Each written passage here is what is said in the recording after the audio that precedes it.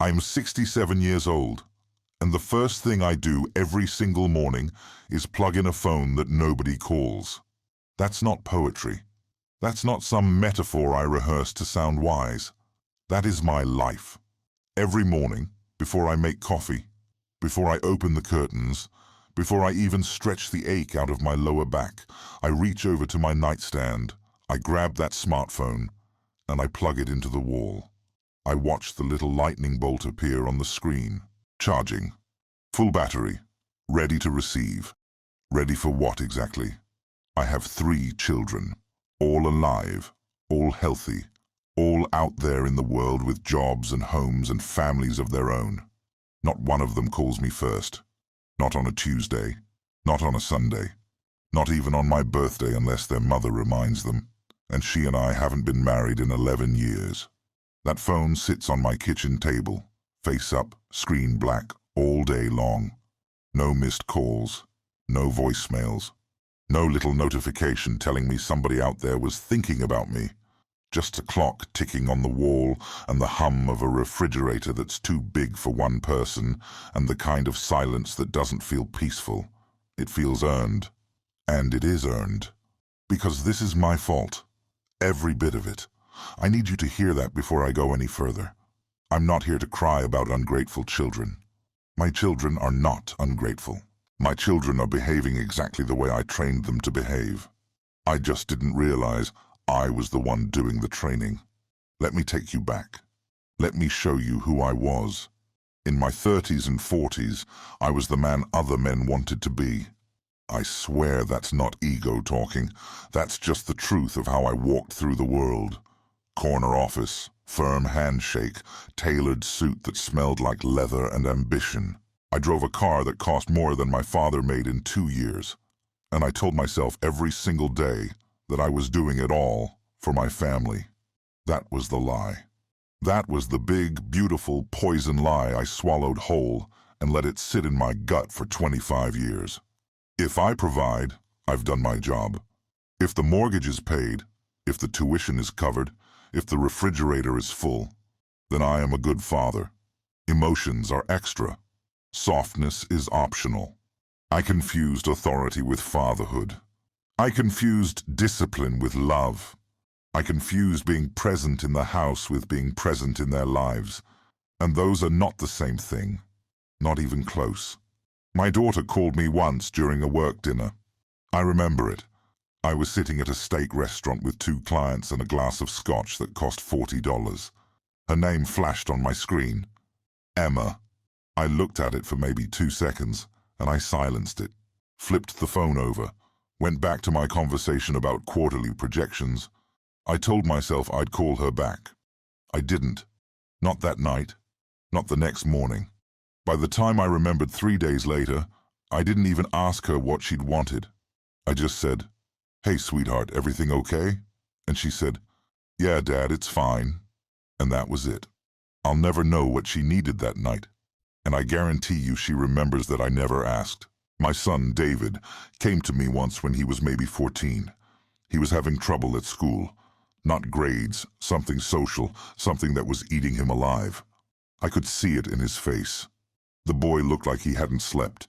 He sat down on the couch next to me and started to talk. And you know what I did? I lectured him. I didn't listen. I didn't ask questions.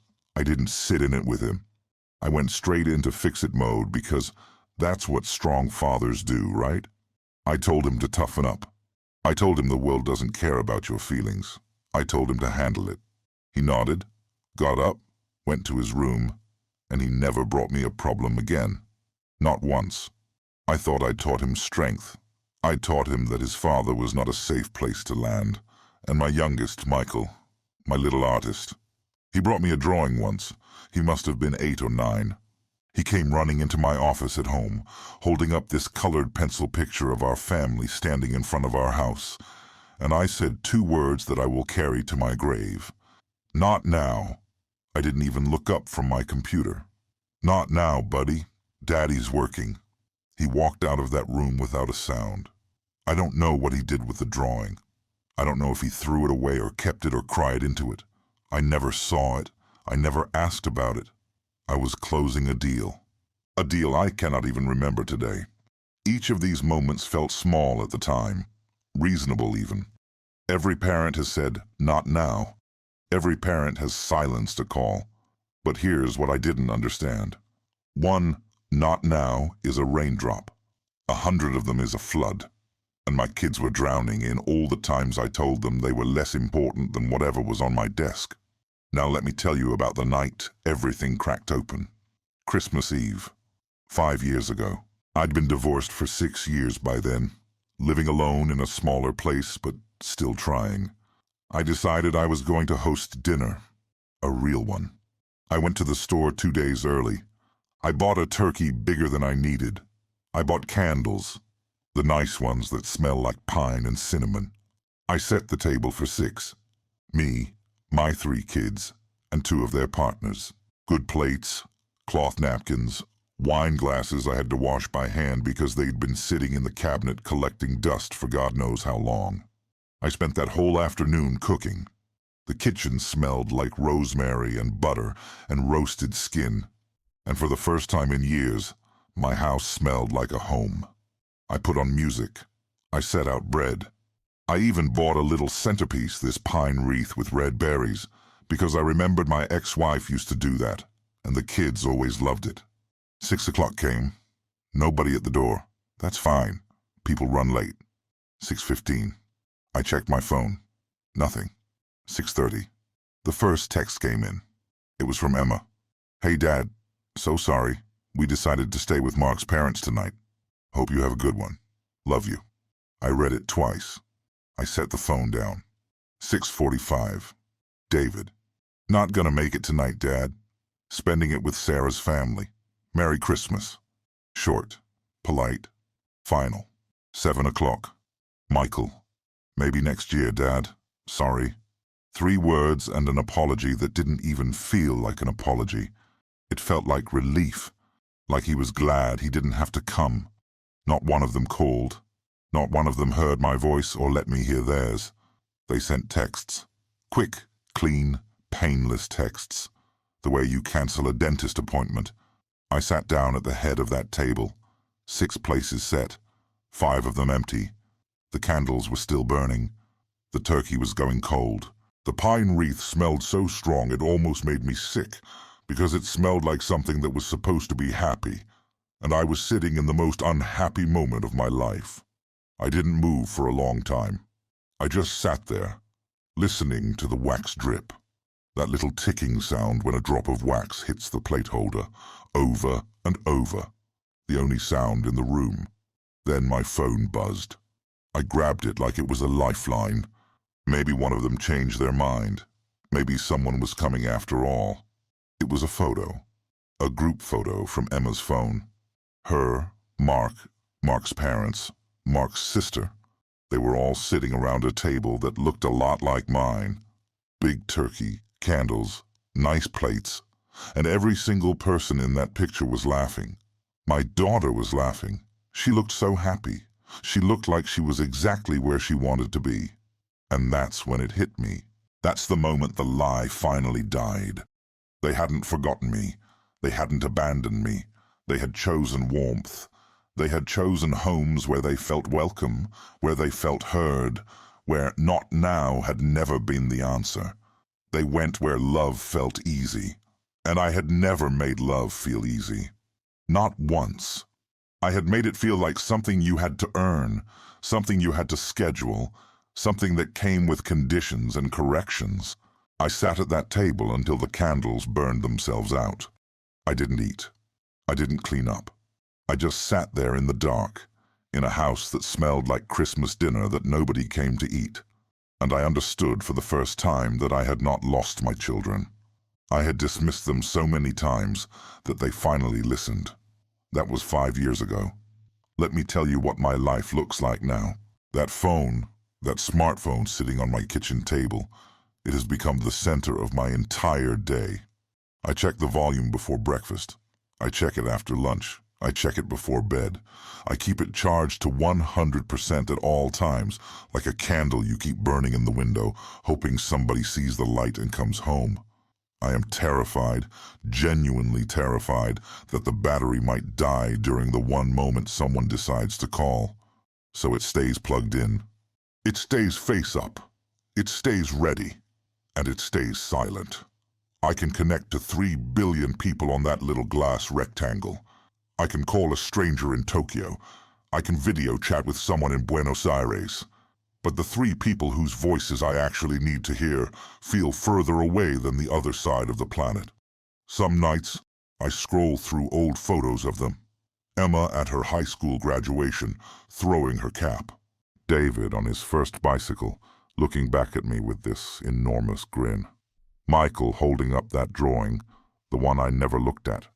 I stare at these photos, and I hold the phone so tight my knuckles go white, and I think about pressing the call button. My thumb hovers right over their names, but I don't press it because I'm afraid. I'm afraid of what's worse, that they won't pick up, or that they will, and I'll hear the politeness in their voice. That careful, distant, "Hey, Dad, what's up?" Like I'm someone they're managing, not someone they love. I rehearse voicemails I'll never leave. I whisper them into the dark of my bedroom. "Hey, it's Dad. I just wanted to hear your voice. I'm sorry. I'm sorry for every not now. I'm sorry for every silenced call. I'm sorry I made you feel like an interruption in my life when you were supposed to be the whole point of it." Through the wall, I can hear my neighbor's grandchildren. They come over every Sunday. I hear them laughing, hear little feet running on hardwood floors, hear a man's voice, younger than mine, saying, come here, let me see, show me what you made." And it hits me like a fist every single time because that is the voice I should have used. That is the father I should have been. But I was too busy. I was too important. I was too wrong. My apartment smells like stale coffee and silence. The sheets on the bed don't get changed as often as they should, because who am I keeping anything nice for? The void of this life isn't dramatic. There's no big tragedy, no screaming, no slamming doors. It's just quiet, ordinary, endless. It's eating cereal at a table meant for 4. It's watching the phone not ring. It's the slow, daily understanding that you are alone because you earned it. Now let me talk to you. Yes, you. You watching this right now. You with your kid in the next room. You with your phone in your hand and a child somewhere nearby who wants to show you something, tell you something, ask you something. I need you to hear me. And I need you to hear me like your life depends on it, because it does. Not your heartbeat life. Your real life. The one you'll look back on when you're sitting where I'm sitting. Every single time you say not now, you are teaching that child not to come to you. You think it's one moment? It's not. It's a brick. And brick by brick, you are building a wall between you and the only people on this earth who wanted to love you for free. Kids don't stop reaching out all at once. They don't make a decision. It just fades, like a signal getting weaker. One day you realize the phone doesn't ring, and you can't even point to the day it stopped because it happened so slowly you never noticed. You think providing is enough? It's not. You think discipline is love? It's not. You think being in the house is the same as being in their life? It is not. Love is not a paycheck. Love is looking up from your computer when a 9-year-old walks in with a drawing. Love is answering the phone at a dinner that doesn't matter to take a call from someone who does. Love is shutting your mouth when your son sits down on the couch with a problem and just being there, just listening, just letting them know that they are not an interruption. Don't wait until your phone becomes what mine has become, a tombstone for every conversation you killed before it started. Don't you dare sit where I'm sitting 20 years from now, staring at a screen that never lights up, rehearsing apologies that nobody will ever hear. I'm going to do something right now that terrifies me. I'm going to pick up this phone. I'm going to call my daughter. I don't know if she'll answer. She probably won't. But I'm going to call anyway because it's my turn now. It's my turn to reach out and not know if the other person will pick up. It's my turn to feel what they felt all those years when they called me, and I silenced the ring. It's ringing. 1 ring, 2, 3, 4. Voicemail. She didn't answer, but I'll call again tomorrow, and the day after that, and every day until she picks up, or until I'm not here anymore to dial.